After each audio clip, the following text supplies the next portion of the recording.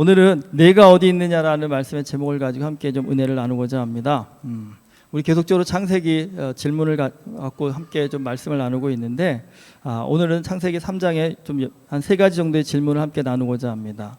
여러분, 아담과 하와가 선악과를 따먹습니다. 그런데 그 선악과를 따먹은 원인은요, 뱀이었습니다. 그런데 성경은 뱀은 하나님이 지으신 들짐승 중에 가장 간교한 짐승이었다라고 말합니다. 이 간교하다라는 것의 뜻은요, 자기의 이익을 위해 남을 속이고 해하려는 나쁜 꾀를 부리는 것, 이게 간교하다입니다. 사실 이 간교하게 뱀을 만드셨다라는 이 말씀을 들을 때마다 우리가 드는 의문은, 하나님은 선하신 분인데 왜 뱀을 간교하게 만드셨을까? 사실 이 번역에 참 어려움이 있으셨을 것 같습니다. 여기서 여러분, 간교라는 단어의 히브리 원어는요, 아룸입니다. 그런데 이 아룸이라는 단어는요, 잠언에도 굉장히 많이 등장합니다. 잠언 14장 8절에 보면 슬기로운 자의 지혜는 자기의 길을 아는 것이라도 미련한 자의 어리석음은 속이는 것이니라. 잠언 22장 3절에 보면 슬기로운 자는 재앙을 보면 숨어 피하여도 어리석은 자들은 나아가다가 해를 받느니라. 여러분, 여기서 슬기로운에 해당하는 단어가요, 바로 아룸입니다. 그러니까 뱀은요, 어떤 면에서는요, 슬기로운 짐승이었다는 겁니다. 하지만 우리가 창세기 3장에서 이 뱀의 활약상을 보면 이 슬기로운이라는 수식어를 붙이기에는 좀 문제가 있어 보입니다. 우리가 생각하는 슬기로운 행동은 사실 좋은 결과를 만들어내는 것이지 나쁜 결과를 만들어내는 것이 아닙니다. 그러니까 뱀은요, 사실 처음부터 하나님께서 간교한 존재로 나쁘게 창조하지 않으셨다라는 것, 그게 이 아룸이라는 단어가 말해주고 있습니다. 사실 뱀은요, 어쩌면 남다른 슬기로움을 하나님께로부터 받은 어쩌면 더 특별한 존재로 창조함을 받았다는 겁니다. 문제는요, 뱀이 그 슬기로움을요, 하나님의 영광을 위해 사용한 것이 아니라 하나님과 인간의 사이를 파괴하는 일에 사용했다는 겁니다. 여러분, 우리가 아무리 똑똑해도요, 바른 정신을 갖지 못하면 그 똑똑함이요, 오히려 화가 됩니다. 여러분, 도박판에서 머리가 휙휙 돌아가는 분들이요, 이거 정말 천부적인 재능을 타고난 사람들입니다. 저는 지금도 이 화투를 못합니다. 저는 화투의 그림을 외우질 못하겠어요. 가르쳐 주시거든, 이게 몇 점이야 그러는데 저는 봐도 그게 잘 안 외워지더라고요. 그래서 제가 스스로에게 물어봤어. 내가 그렇게 머리가 나쁜 사람이 아닌데 이게 왜 안 외워질까? 근데 화투가 재미가 없습니다. 저는 거기 앉아서 이렇게 치고 있는 것 자체가 재미가 없습니다. 그런데 이 화투 잘 치는 친구들을 보면요, 어떻게 그렇게, 참 신기한 게, 수학 계산하라고 하면 그렇게 안 되는 친구가 화투판에서 계산하라고 하면 그게 그렇게 순식간에 계산이 되는지 신기할 정도입니다. 그럴 때마다 부모님들이 속이 타시죠. 뭐라고 얘기하십니까? 저 능력을 좀 공부하는 데서 쓰면 얼마나 좋겠느냐고요. 사실 여러분, 이 도박도 아무나 하는 게 아니더라고요. 똑똑한 사람이 합니다. 능력 있는 사람이 합니다. 근데 문제는요, 그 타고난 재능을 도박하는 사람들은 좀 생산적이고 좋은 곳에 사용했다면 정말 역사에 남는 인물이 될 텐데, 비생산적이고 의미 없는 그런 도박에 사용함으로써요, 그들은 차라리요, 그 잘난 능력이요, 못나니만 못한 그런 인생을 살게 됩니다. 여러분, 가만히 성경을 보면요, 우리는 세상 살면서 능력이 최고다라고 생각하지만 성경은 우리의 인생은요, 이 능력에 달린 것이 아니라요, 태도에 달려있다라고 아주 강조하여 말하고 있습니다. 아무리 타고난 능력을 가졌어도 여러분, 뱀과 같이 태도가 잘못되면요, 그 능력이요, 오히려 화가 된다는 겁니다. 고린도전서 1장 27절의 말씀이 있습니다. 그러나 하나님께서 세상에 미련한 것들을 택하사 지혜 있는 자들을 부끄럽게 하려 하시고 세상에 약한 것들을 택하사 강한 것들을 부끄럽게 하려 하시며라고요. 여러분, 잘났어도요, 하나님을 향한 바른 믿음의 태도를 갖지 못하면 슬기로운 자가 간교한 자가 되어가지고요, 오히려 징벌을 받게 됩니다. 반면에요, 못났어도요, 하나님을 향한 바른 믿음의 태도를 가지면 무식한 어부였던 베드로가 예수님의 수제자가 된 것처럼 정말 멋진 인생을 삽니다. 예수님께서 달란트의 비를 말씀하셨잖아요. 여러분, 하나님 앞에서 내가 몇 달란트를 받았는지를 따지는 자는 결국 그 인생은 간교한 자가 될 수밖에 없습니다. 하지만 받은 달란트에 상관하지 않고요, 받은 바 은혜대로 하나님께 돌려드리기 위해 선한 일에 힘쓰는 자는요 슬기로운 자가 됩니다. 이 간교한 자와 슬기로운 자의 차이, 여러분 이거 능력의 차이가 아니라 태도의 차이입니다. 요즘 우리 청년들의 기도 제목을 보니까 공부하랴 일하랴 힘든 분들이 많은 것 같습니다. 그리고 또 세상에 나가보니 자기보다 똑똑하고 잘난 사람들이 너무 많다 보니 그 속에서 경쟁하는 일이 참 버겁고 힘들 거라는 생각이 듭니다. 저도 젊은 날에 그것들을 많이 느꼈던 것 같습니다. 그런데 답은 하나입니다. 하나님 잘 믿는 게 답입니다. 저 역시 젊어서는 제 힘으로 뭔가 세상에서 성공해 보려고 했는데, 여러분 세상에서 성공한다라는 거 그거 참 쉽지 않더라고요. 정말 눈에 불이 나도록 공부를 해도 될까 말까한 그런 일들입니다. 그런데 믿음이 없을 때에는 올라가는 일, 세상에서 성공하는 일, 세상에서 인정하는 일만 눈에 들어왔는데, 예수님을 만나고 나니까요, 여러분 세상은 그렇게 사는 길만 있는 것이 아니라는 것, 그렇게 사는 방법만 있는 게 아니라는 것을 알게 되었습니다. 오히려요, 예수 그리스도 안에서 위를 바라보지 않고 옆을 바라보고 아래를 바라보니까요, 이 땅에서 내가 조금 못났어도 예수 안에서 내가 할 수 있는 일, 해야 할 일들이 엄청나게 많음을 깨달았습니다. 그러니까 사람은 자신의 존재 가치를 깨달을 때 제일 행복해진다고 하지 않습니까? 여러분 그것은 예수 안에서만 발견되는 것입니다. 근데 여러분 맨날 왜 이렇게 능력을 주시지 않았습니까? 라고 불평하는 사람에게는 그 존재 가치가 보이지 않습니다. 하지만 나 같은 자에게도 하나님께서 은혜를 주셨다라는 여러분 믿음의 태도를 갖게 되면요, 비록 나는 부족하고 모자라지만 그래도 이 땅 가운데서 선하고 아름다운 하나님의 일을 감당하는 그런 가치 있는 인생을 살라고 보내주셨다라는 이 은혜의 감사함을 통해서요, 우리의 인생을 더 복되고 아름답고 능력 있는 삶을 살 수 있습니다. 여러분 큰 능력이 큰 일을 하는 것이 아니라 좋은 태도가 큰 일을 만들어냅니다. 하나님 앞에서 바른 믿음의 태도를 갖는 일, 여기에 집중하시는 것, 그게 슬기로운 삶을 사는 믿음의 길인 줄 믿습니다. 창세기 3장에서 많이 나온 또 질문 중에 하나가 뭐냐면, 뱀이 아담과 하와가 있었는데 왜 하와에게 먼저 다가갔냐라는 겁니다. 아무래도 하와가 유혹에 넘어가기 더 쉬운 존재로 보여졌기 때문일 것 같습니다. 그러면 왜 하와가 아담보다 유혹에 더 쉽게 넘어가는 존재처럼 보였을까요? 아담은 하나님께로부터요 직접 선악과를 먹으면 반드시 죽으리라는 말씀을 들었지만, 하와는요 아담을 통해 들었을 것이기 때문입니다. 하나님의 말씀을 사실, 근데 이거 직접 들었느냐 전에 들었느냐의 문제가 아니라 더 중요한 것은 하나님의 말씀을 얼마나 진중하게 받아들였느냐에 따라서 사실 여러분 유혹에 더 쉽게 넘어갈 수도 있고 안 그럴 수도 있습니다. 근데 여기서 저도 말씀을 묵상하다 보니까 한 가지 좀 의문이 생겼습니다. 아담과 하와에게 하나님께서 선악과를 먹으면 반드시 죽는다고 했는데, 가만히 생각해 보니까 여러분 이때까지 아담과 하와는요 죽음을요 경험해 보지 않았습니다. 죽는 걸 보지도 못했을 거라는 겁니다. 그러니까 아담과 하와에게 하나님이 반드시 죽는다라고 했는데, 아담과 하와 입장에서는요, 저라면 이런 질문이 나왔을 것 같아요. 하나님 죽는 게 뭐예요? 모르니까요. 경험해 보지 않았는데 어떻게 알겠습니까? 정말. 그런데 제가 그 질문을 하는데 제 머릿속에 하나님의 어떤 답 같은 게 딱 떠오르더라고요. 하나님이 이렇게 답해 주실 것 같아요. 죽음이 뭔지 잘 생각해 봐. 무슨 의미일까요? 여러분 성경은 우리로 하여금요 굉장히 깊은 생각을 하게 만듭니다.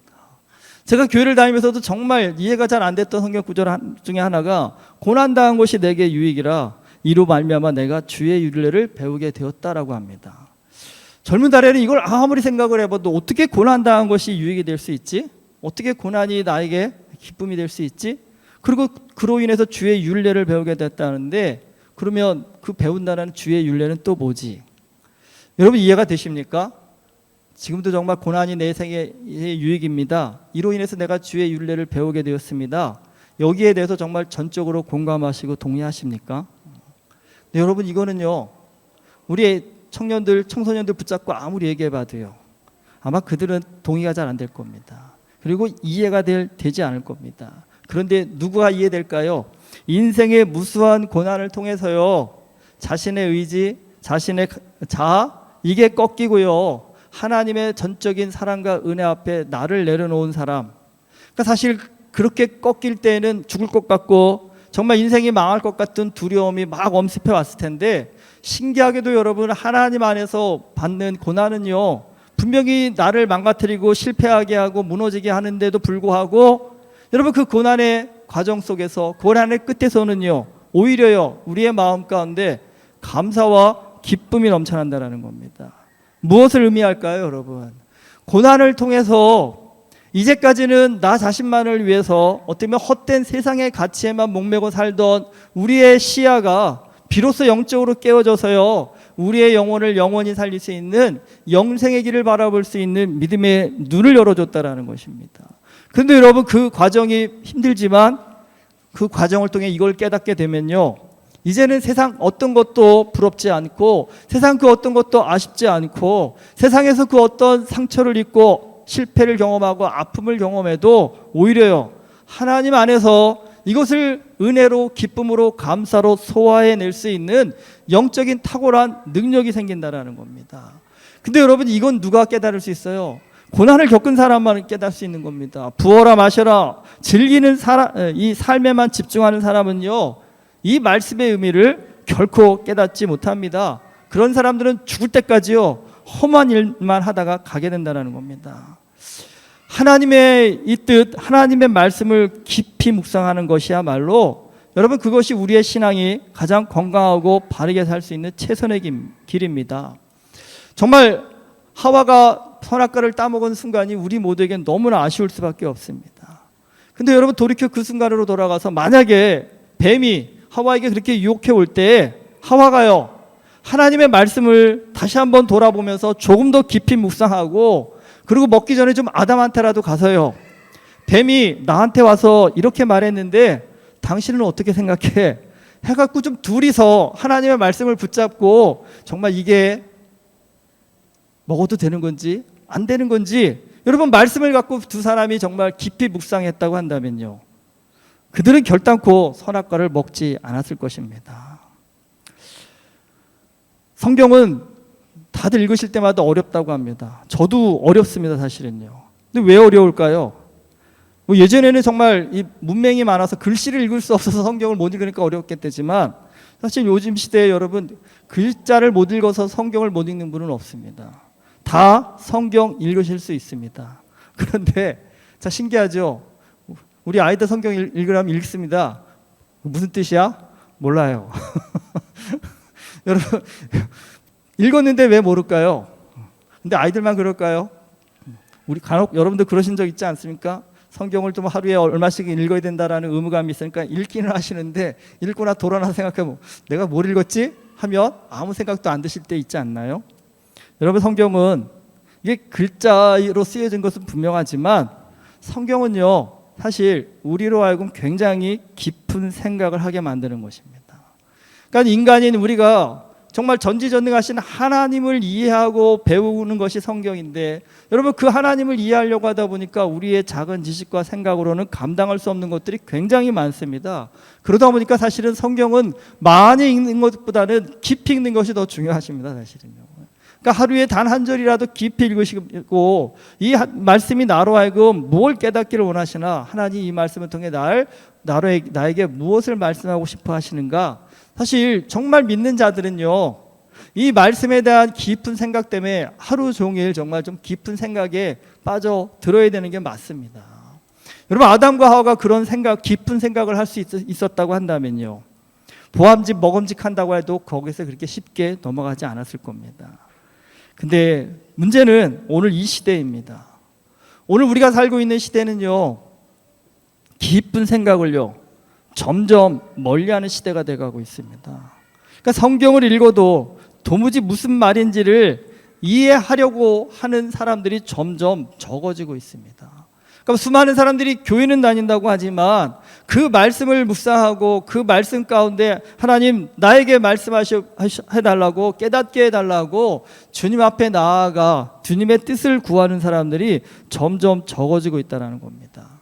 그러다 보니까요, 여러분, 교회는 다니지만 믿지 않는 사람과 별반 다를 거 없이 작은 일에도 흥분하고 조그만 일에도 상처 입고 조그만 일에도 힘들어가지고 믿지 않는 자와 별반 다를 거 없는 말과 행동을 하는 그런 삶을 우리 모두가 많이 보여주고 있다는 겁니다. 여러분, 깊이 생각을 하지 못하는 것이야말로 유혹에 빠지는 지름길입니다. 그러니까 여러분도 가만히 주변을 한번 둘러보십시오. 누구를 유혹하면 쉽게 넘어갈 수 있을까? 여러분, 대부분 보십시오. 딱 떠오르는 사람들은요, 생각이 짧은 사람들입니다. 말을 생각하지 않고 막 하는 분들, 이런 분들이 오히려 유혹에 넘어가기 쉽습니다. 여러분, 그리스도인은요, 언제나 하나님의 말씀을 붙잡고 그 말씀을 붙잡고 깊이 묵상해야 합니다. 우리가 말씀을 깊이 묵상할수록 우리의 내면은요, 하나님 안에서 강하고 담대해져서요, 유혹에 쉽게 흔들리지 않게 됩니다. 여러분, 자꾸 세상의 유혹 가운데 제가 너무 많이 흔들려요, 그런 마음이 드신다고 한다면 방법은 다른 데 없습니다. 여러분, 말씀 붙잡고 기도하십시오. 하나님, 말씀 통해서 내 내면이 좀 강할 수 있게 해주십시오. 말씀을 통해서 진정한 것에, 의미 있는 것에, 가치 있는 것에 나의 생각과 마음이 향할 수 있도록 나를 붙잡아 주십시오라고, 여러분, 하루에 정말 단 10분이라도 말씀 붙잡고 주님과 교제하는 시간을 가져보신다 한다면 내 눈을 혼란하게 하고 내 마음을 혼란스럽게 만드는 그 세상의 유혹들이 차츰차츰 물러가고요, 우리의 마음 가운데 평안함을 주시는 성령의 역사가 우리의 삶을 인도해 주실 줄 믿습니다. 은혜 교회 모든 성도님들이 정말 말씀을 붙잡고 정말 주님 앞에 씨름할 수 있기를 주님의 이름으로 축복합니다. 그리고 또 3장에서 빼놓을 수 없는 질문 중에 하나가, 선악과를 먹고 난 후 7절에 보면 아담과 하와의 눈이 밝아져서 자기들이 벗은 줄을 알고 무화과 나뭇잎을 엮고 치마를 만들었다고 합니다. 도대체 선악과가 뭐길래요? 그들은 방금 전에도 벗고 있었고 지금도 벗고 있습니다. 그런데 선악과를 먹기 전에는 벗었어도 전혀 부끄럽지 않았는데 선악과를 먹고 나니까 부끄러워서 서로 얼굴을 못 들게 되었다는 겁니다. 근데 그 이유가 눈이 밝아졌다고 합니다. 무슨 의미일까요, 여러분? 눈이 밝아졌다는 거. 이 눈이 밝아졌다는 의미를 제가 딱 이게 제일 좋지 않을까. 제가 설교 시간이라서 차마 사진을 못 보여드리고요. 여러분, 혹시 누드화를 본 적이 있으십니까? 저는 20대까지 누드화를 똑바로 못 봤어요. 왜 못 봤는지는 아시죠? 괜히 부끄럽고 그거 똑바로 보면 남들한테 손가락질을 받을까 봐. 근데 사실 남들이 뭐라는 게 아니라 제 마음 가운데 그 누드화를 순전한 예술 작품으로 보는 것이 아니라요, 어떤 정욕적인 마음으로 보고 있었기 때문에 똑바로 못 봤겠지요. 여러분, 내 눈이 밝아졌냐 안 밝아졌느냐, 이 공식적인 석상에서 누드화를 똑바로 볼 수 있는지 똑바로 못 보는지를 보면 나의 눈의 밝음을 상태를 아실 수 있습니다. 왠지 저걸 보는데 좀 부끄럽고 왠지 좀 보면 안 될 것 같고 주변 사람들이 의식이 된다 한다면, 여러분, 그것은 지금 누드화를 예술 작품으로 보는 게 아니라요, 음란물로 보고 있다는 뜻이죠. 왜 음란물로 볼까요? 내 마음 가운데 그런 정욕이 있기 때문입니다. 그런데 여러분, 진짜 예술을 사랑하는 사람들은 거기에서 또 예술적인 어떤 의미를 찾아냅니다. 여러분, 선악과는요, 말 그대로 선과 악을 알게 만드는 열매입니다. 그러니까 선악과를 먹기 전 아담과 하와는요, 그들은 벗고 있었지만 그 안에는 제약된 마음이 전혀 없었습니다. 여러분, 제약된 마음이 전혀 없는 상황에서 벗은 상대방의 모습을 보면 어떤 의미가 될까요? 아마 이렇게 고백하겠죠. 하나님께서 어떻게 이렇게 사람의 몸을 참 아름답게 만드셨을까라고 그 상대방이 예술적 작품으로 보였을 겁니다. 하지만 선악과를 먹고 나서 이 죄성을 갖게 되니까요, 여러분, 벗은 몸을 어떻게 보게 될까요? 이전까지는 하나님의 창조물이었는데 이제는 정욕의 대상으로 보였다는 겁니다. 그런데 여러분, 우리 마음 가운데 있는 이 정욕은요, 하나님께서 주신 양심에는 꺼리끼는 감정이라는 겁니다. 그러니까 하나님께서 주신 양심에 꺼리끼는 감정이 들게 되니까 아담과 하와가요, 부끄러워진 것입니다. 선악과를 통해서 아담과 하와는요, 악한 감정에 눈이 밝아진 겁니다.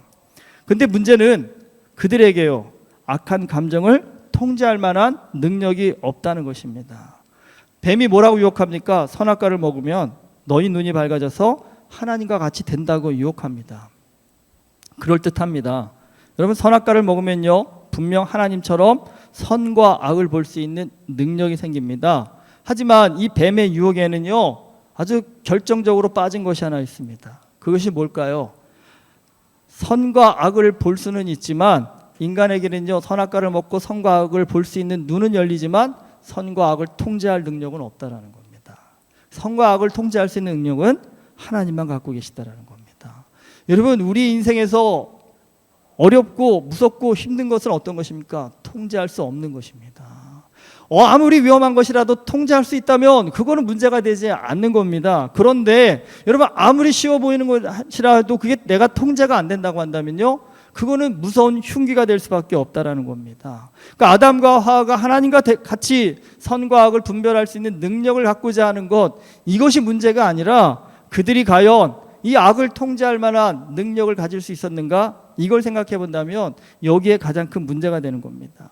결국 아담과 하와는요, 악에 대한 눈만 밝아졌지요, 악을 통제할 만한 능력을 갖지 못하다 보니까 어떻게 됩니까?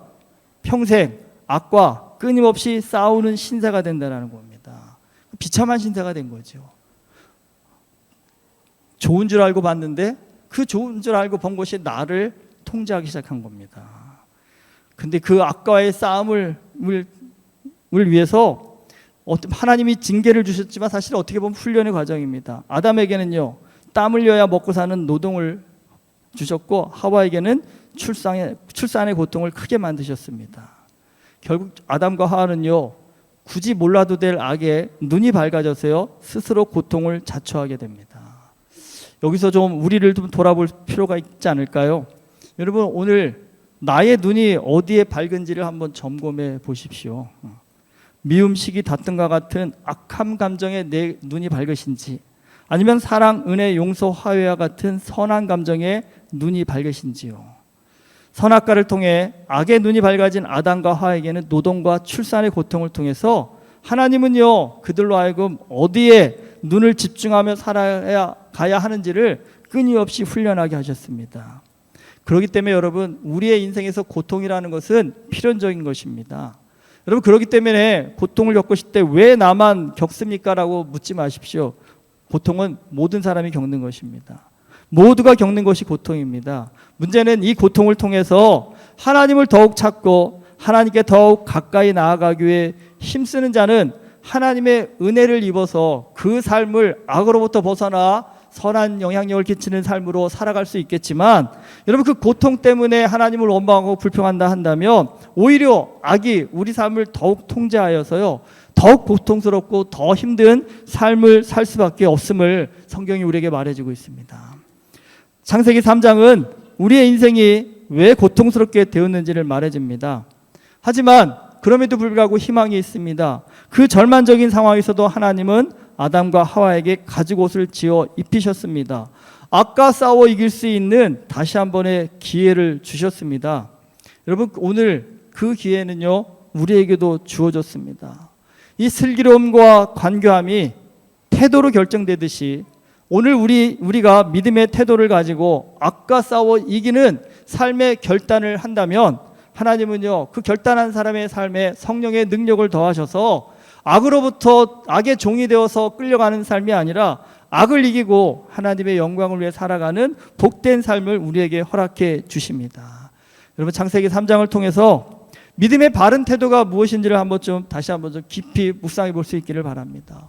어떠한 태도와 어떠한 생각과 어떠한 자세를 가지고 내 삶에 임하는 것이 나의 삶에 복이 되고 은혜가 되고 능력이 되는지를 여러분, 하나님의 안에서 깊이 묵상하시고 생각하시는 사람에게는요, 세상 사람이 볼 수 없는 인생의 진리가 보이고 세상 사람이 볼 수 없는 하나님의 능력을 부여받아서요, 다들 사는 게 힘들다, 어렵다, 괴롭다 라고 고백할 때에도 우리는요, 그럼에도 불구하고 감사합니다, 그럼에도 불구하고 은혜가 넘칩니다 라는 믿음의 축복을 누리는 복된 삶을 살게 될 줄 믿습니다.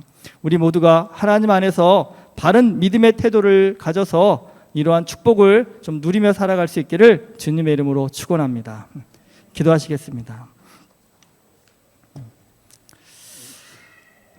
하나님 아버지, 우리의 어리석음을 주님 앞에 고백합니다.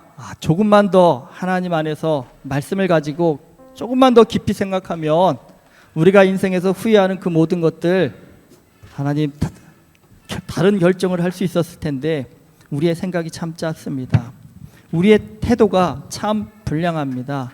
아버지 하나님, 창세기 3장을 통해서 정말 진정한 슬기로운 삶이 무엇인지, 정말 영적인 능력 있는 삶이 무엇인지를 다시 한번 깊이 묵상하게 하여 주시옵시고, 혼란할수록 두려울수록 하나님 갈팡질팡할수록 하나님의 말씀 앞에 엎드려서 하나님의 지혜를 구하고 능력을 구할 수 있는 우리가 되게 하여 주시옵소서. 그래서 주 안에서 바른 믿음의 태도를 가지고 하나님이 기뻐하시는 믿음의 선택을 할 수 있는 우리가 되게 하여 주시옵시사. 악에게 지는 인생이 아니라 악을 뛰어넘어 하나님의 영광을 위해 달려나갈 수 있는 그런 복된 삶을 우리 모두가 살아갈 수 있도록 우리 안에 성령의 크신 능력 허락하여 주시옵소서. 예수 그리스도의 이름으로 기도드립니다. 아멘.